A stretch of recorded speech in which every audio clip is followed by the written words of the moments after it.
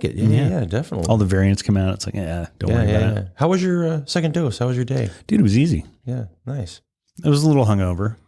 It happened. Like, so when I got mine, I got the Johnson & Johnson, April 4th and April 5th. As long as I'm not a pregnant woman, I'm going to be okay as far as my blood clot. Right. But I'm not, last I checked, so we're good there. But I remember I got it about an hour after I got it. I went to go get in the car to go get some food. And I remember I sat in the driver's seat and I had like 2 seconds of like complete flu, dizziness. Like, what was that? Oh, I know what that was. And then that could be just like getting close to 50 though. Seriously. Also that. That happens to me. Like, I don't know how many times a day, senior vaccine moment. or not. Totally. And that was it. About 2 weeks after I got the shot, if I pushed on my arm, it felt bruisey where the shot was. Right. Never any arm pain. Oh, the next day at work, my arm was a little weak, but I forgot I had the shot. I'm like, why is my arm so just fatigued? And that was really it for me. But one shot was nice. Is anybody down there where you worked? I could see somebody going, I'm not getting it. Oh yeah. We got some of those guys down there. Yeah, definitely. Dude, if you want any place you want a vaccine, like that would be the place. What was nice was, I have a buddy that works in the parts department there, and he'd walk by some of the guys that weren't vaccinated, and what he'd do is he'd take out one of his earbuds as he walked by them, and they're like, "What are you doing?" He's like, "Well, I don't want the microchip to interfere with my earbud." Dude.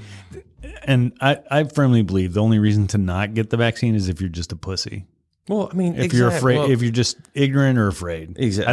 I don't want to put down people's feelings, but you're an idiot. That's really all it is. I mean, we could be done with this if we could all just get on board and just, herd immunity.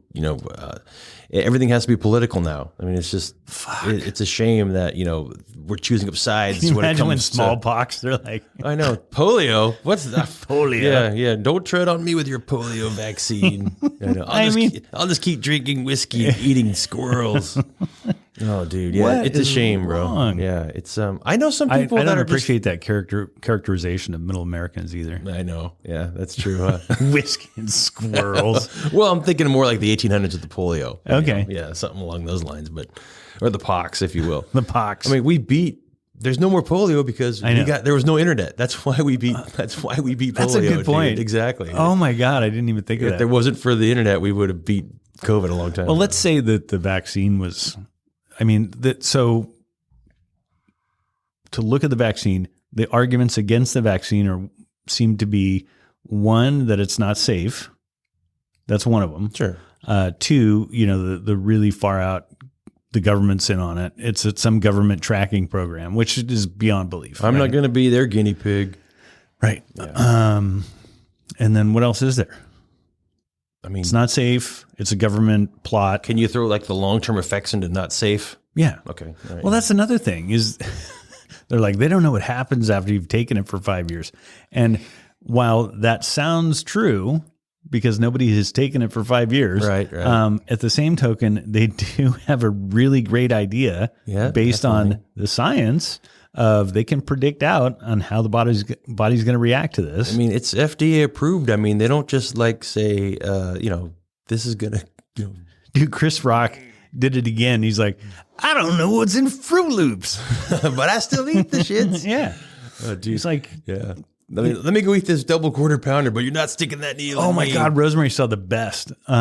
She saw the best one. There was some news article of a guy who was smoking and says, I don't know what's in it.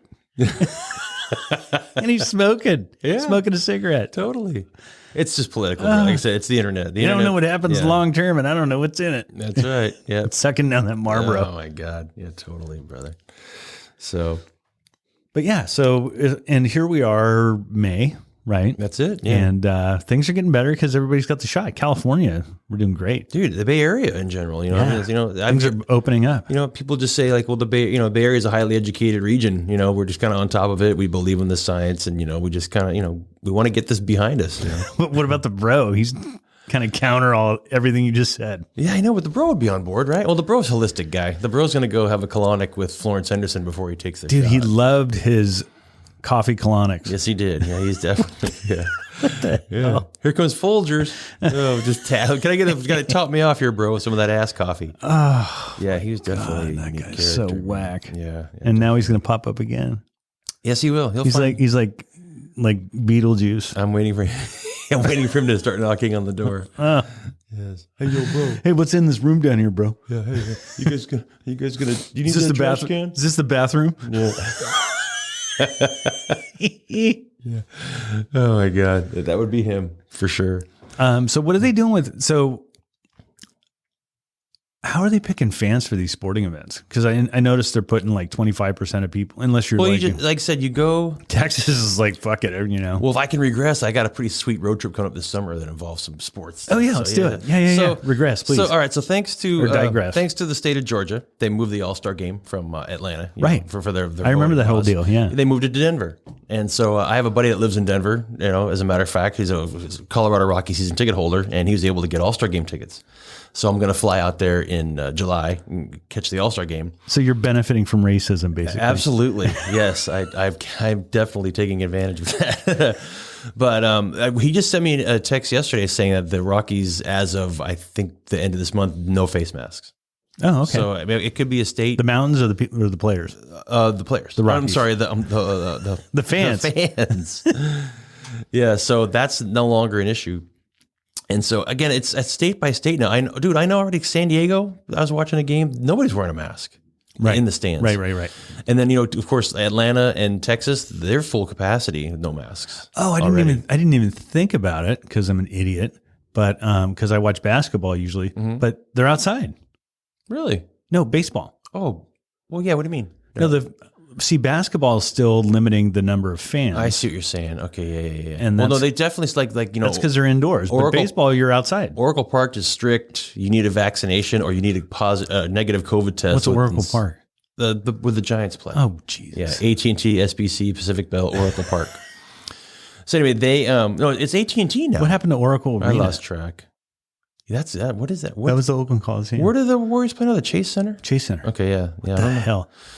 Anywho, yeah, the Giants require a negative COVID test within 72 hours or a vaccination. No, but they need to be positive that you're negative. Exactly. They need to be exactly. They need to know.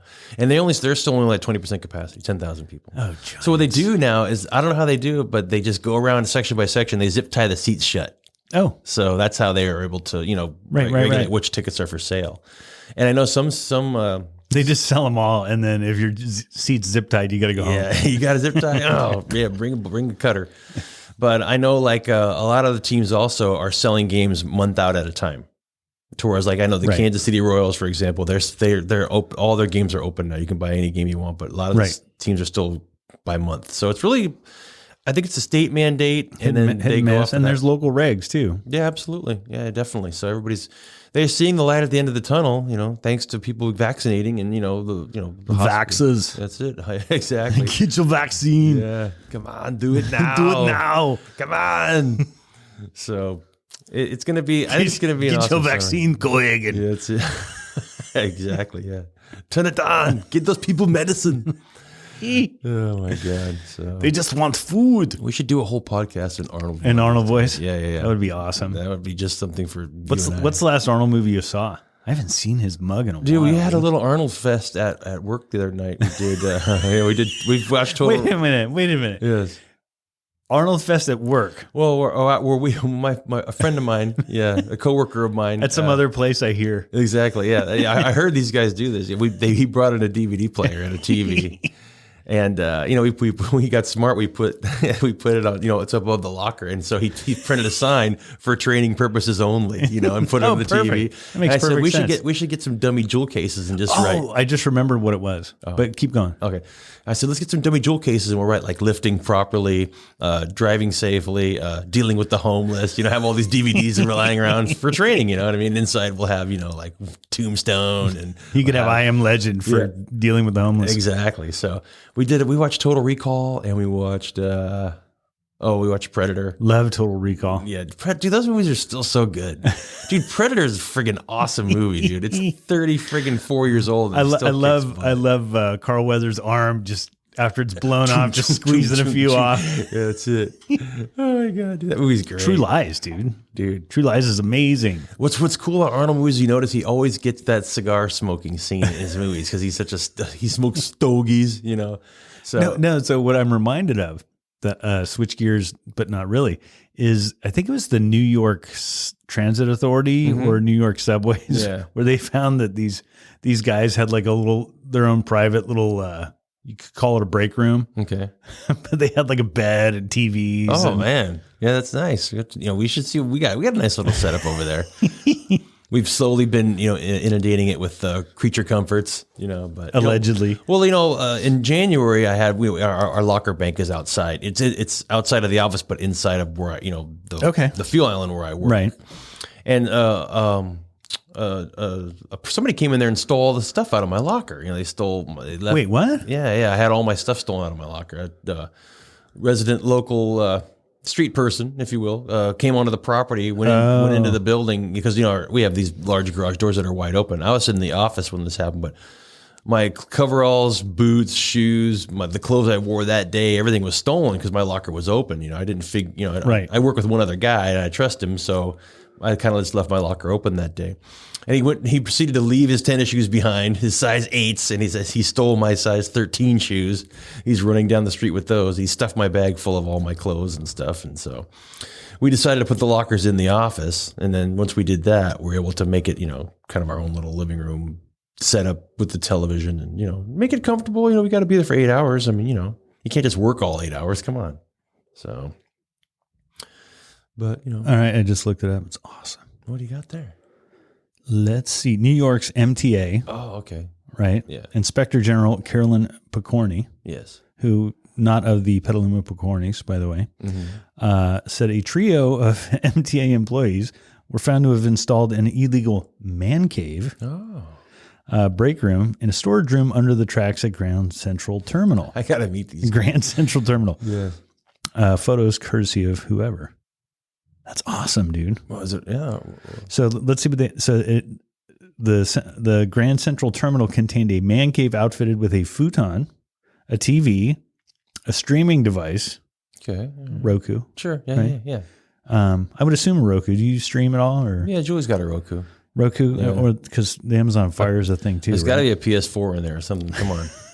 A TV, a streaming device, a refrigerator, a microwave, exercise equipment, which I would imagine was the coat rack, actually. Yeah, probably.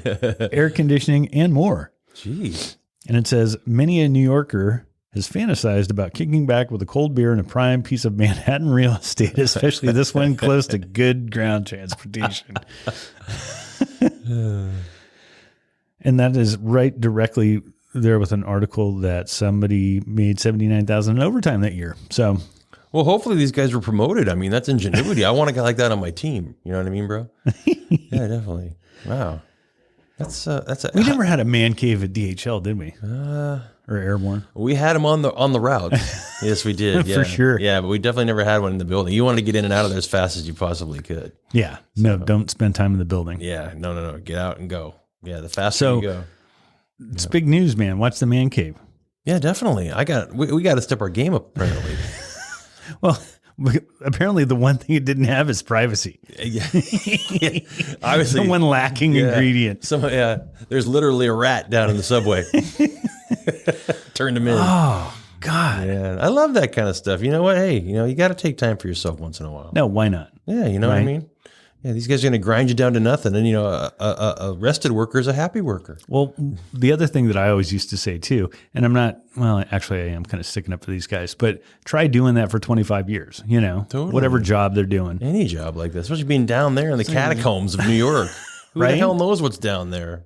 Under Grand Central Station. Jesus. Yeah. Ugh. Ugh. Any little bit of respite, would be, a welcome addition to a day like that. Holy That's crap. probably not what got him, though. Probably the whole shift. Somebody had to blab. Doing Oprah or something. Yeah. Hey, Louis was here 7 hours ago. I haven't seen him. Well, I knew some guys. They used to have these jobs, speaking of robots. Okay. They used to have these jobs at the Golden Gate Bridge where the guys would put the cones in the bridge. It's the lane changers. Yeah, absolutely. And they had a sweet little 20-foot container out there. Oh, yeah. That's right. Did you ever see the container? Oh, yeah, I did see the container, actually. Yeah, I did. Oprah running That's right. on a loop. Yeah, not bad at all. Hey. And their primarily their job is to be on standby. Yeah, they're waiting for accidents or just waiting for the traffic flow to change after the workday. Yep, we're flipping a lane. That's how we go. So, those guys have the power, man. I mean, we've had to maybe flex it once in a while if we had to. But they're gone now, right? Because now there's just a handful of them down there now. I think there was 15 and I think there's 5 or less. Right. And you got that big thing that just the zipper truck. The zipper truck. Yeah, definitely. That thing